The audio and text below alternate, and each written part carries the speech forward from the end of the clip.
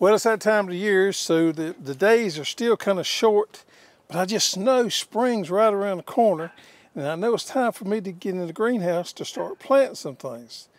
Now, one of the first things I plant in the greenhouse as far as warm weather crops is peppers. And the reason I like to plant my peppers first is because they take a little bit longer. And you know what? Peppers are probably one of the hardest things for the home gardener to grow as transplants, and it is for me too. Tomatoes are easier to plant and grow, and brassicas, they're pretty easy, but these peppers can be problematic. Today, I am planting 10 of my favorite pepper varieties. Now I'm using a 338 tray today. And you know what? You can use a 338 or you can use a 162. I've used both of them. Now the commercial greenhouse guys love these 338 trays for peppers because they seem to grow off just a little bit better. Sometimes when you keep the root system confined on some of these plants, it actually does better than in a bigger type tray. So today I am going to use a 338 tray because I got 10 peppers I'm going to plant. And I need a good bit of room so I can get them all in this one tray right here. I'm also using the SunGrow seed start mix in here today. I like it really well because it is really consistent and it's pretty fine. Now when I put my seed start mix in there, I like to put it in there and I like to water it in a couple times. I'll give it, I don't know, 10, 15 minutes, walk away, get something else done. Then I come back and I take my fingers and I start dibbling in.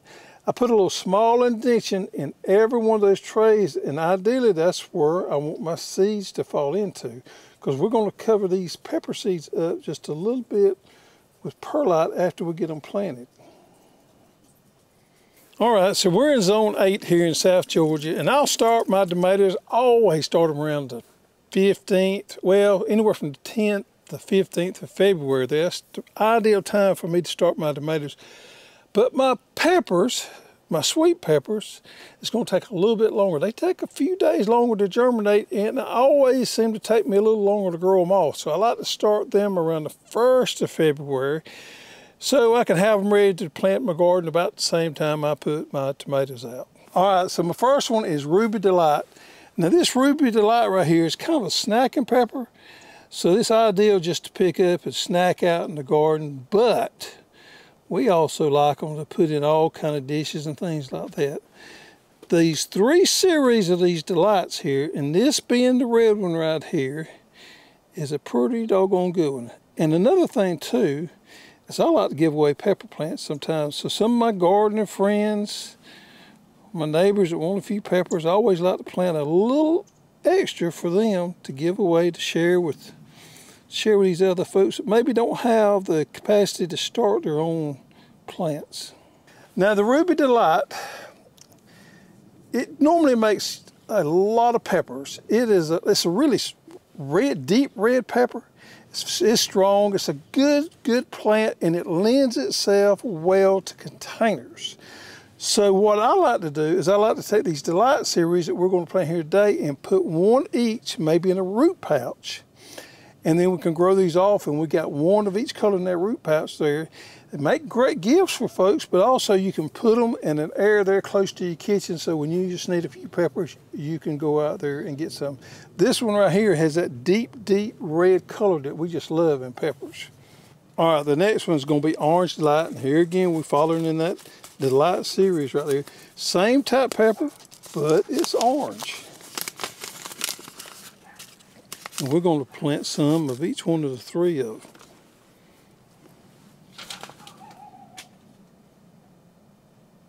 So unlike the red one, this orange one here, as you would think, has this striking, bright, beautiful color right here.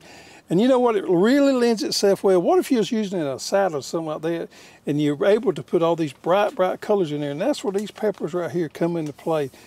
It's kind of a sweet snacking pepper, but they also have that great contrast on colors. All right, the next one we have here is the final one in the Delite series here, and this is the lemon. Lemon, as you would have it, is a bright yellow.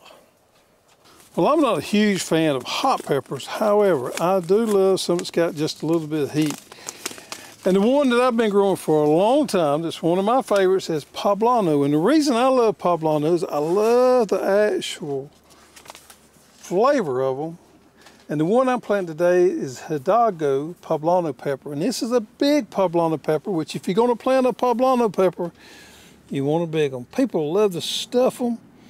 They love to make all kind of Latin dishes out of them.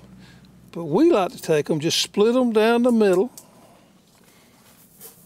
put them with some good cream, cheese, and sausage, and love to grill them. You know, you can cook them several different ways on the grill, but what really strikes me about the Poblano is the taste. Just love that Poblano flavor. Now the Hildago Poblano, this thing will get around 6.5 inches long and anywhere from 3 inches diameter out there. And it moves on in from a green to red to like a dark chocolate cover. And man, these things are wonderful for stuffing and making green sauces. At the red stage, they're actually called anchovies. And the dark chocolate stage, they're used to make more of the traditional mole sauce that a lot of our Hispanic friends like to make. All right, here we got Mama Mia Rosso pepper. And this is a big red pepper. Now this is All-American Selection winner right here. And it is a red Italian roasting pepper. Around 79 inches of fruit, long fruit. And they initially green like most other peppers and mature to a bright red color. And it has kind of a citrusy hint to the pepper. And the plants get about 24 inches tall. So there again, they lend themselves well to a container plant. Put them on your back porch or anything like that. All-American Selection winner. Got sweet flavor, thick walls, and gives it a crisp texture. All right, here we go with a standard pimento pepper. This particular one here is an old heirloom variety. And every year, I'm gonna plant me some pimento peppers. One of my favorite sweeter type peppers here. Now this open pollinated variety right here is your standard pimento. It's great for stuffed olives. There again, it's an All-American Selection winner from back in the day. Man, it's some of the best tasting sweet peppers you'll ever eat. Flavor on this thing is sweet. It's known as a sheep nose pepper. I've always called them pimento peppers.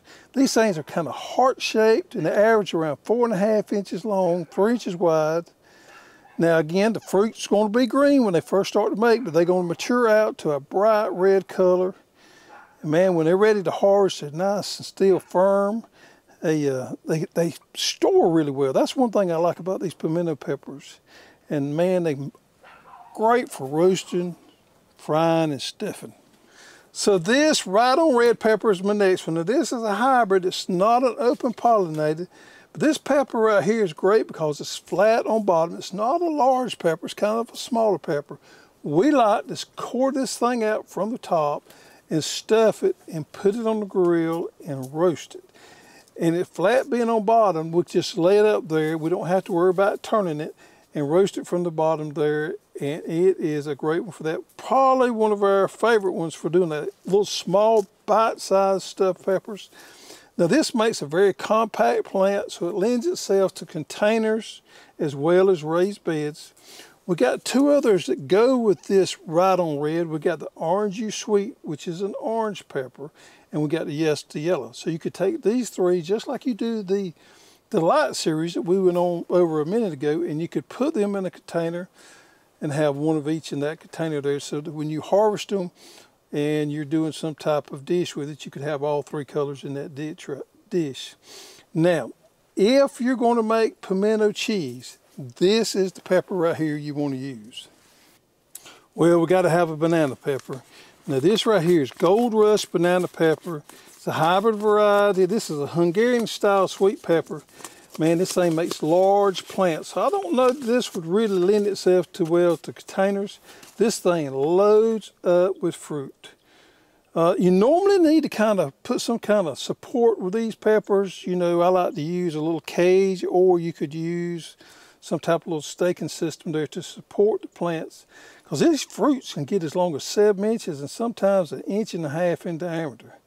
Now when they first put on, they initially have a light yellow color and it matures to a beautiful orange that will eventually turn red if you leave on the vine long enough. Now this banana pepper has thick walls, which makes it ideal for processing and pickling. And we like to use these in all kinds of dishes. Even when we're making sauce, we like to use them as things, you know, for that. And if you like pickled banana peppers, this is a great variety right here. Works great on salads. And when you cook it fresh, it makes a nice complement to any fajita pepper medley. Our next one is a new one for us this year, and this is part of our Hossinator series, and this is a Hossinator bell pepper. Everybody needs to grow a few bell peppers in the garden. Now what is unique about this Hossinator bell pepper is it is a hybrid, but it has extra special disease resistance here, which is really important for consistent production. You know, and also, this thing is widely adapted to all growing regions, so it's probably going to do well just about anywhere you grow it at. Extra large fruits, 5 inches long, 4 inches wide, and have kind of a blocky appearance that we know from bell pepper, but it also has those very thick walls. Now, if you're going to grow organically, this is the one for you right here. You need some of these real hybrids, these disease-resistant varieties right here to be successful growing organically. And of the organic growers, this is the one they would want right here. Yep, we got to have a jalapeno pepper in there. Now this one is a new one also. It's part of our Hossinator series, and this is our new Hossinator jalapeno. Now this one here has moderate heat, has a unique combination of size, which we love on a jalapeno, quality, pungency, and these things load up with yield. And there again, they come in a little bit early. We like that about this variety. Now this variety here has large fruit, and it doesn't crack very much. You notice a lot of jalapenos crack on you. This right here is known for its lesser cracking, and it's widely adapted to most growing regions. And these things will get 3 to 4 inches tall and have 3 to 4 inch fruit on them. Probably need to stake these things up or support these plants because they're going to load up. If you leave them on the vine, they're going to turn red. But you know, a common thing with our Hossinator series peppers is these things are disease resistant. And there again, if you want to grow organically, this is the variety for you to grow right here. Now the average Scoville units of this Hossinator jalapeno is somewhere between 2001 and 2500. So we consider it a medium heat variety. 60 days to maturity. All right, so we got our peppers planted. We're just gonna lightly cover them up with some perlite. We like this perlite because it keeps the humidity around that seed nice and moist, yet it is easy for that plant to push through that perlite and to emerge.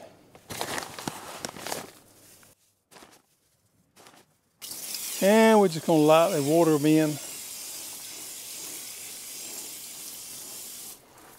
Now all the peppers I planted today is what we consider sweet peppers, not hot peppers. These sweet peppers, if we keep them in optimal conditions, it's going to take about 8 to 10 days for them to germinate and push through. If you're dealing with hot peppers, man, it can really test your patience. It can take several days, if not weeks, for them to germinate. If I'm using hot peppers and trying to get them up, one little trick you may want to do is soak the seeds for a couple of hours. That helps to break down that coating on the outside of the seed, and you can plant it, and maybe they'll emerge a little bit quicker than that. But those hot peppers can definitely test your patience on getting them germinated. All right, for these peppers, we're going to keep our heat mat on about 85 degrees. That's where we want it for optimal germination right there. So we're going to keep our thermostat set on 85, but that means we need to keep our room temperature at about 70 degrees. So if I start getting cold in my greenhouse, I can put a heater in here to keep my temperature up a little bit. But this heat mat here is only going to raise my temperature about 15 degrees. So you got to keep that in mind.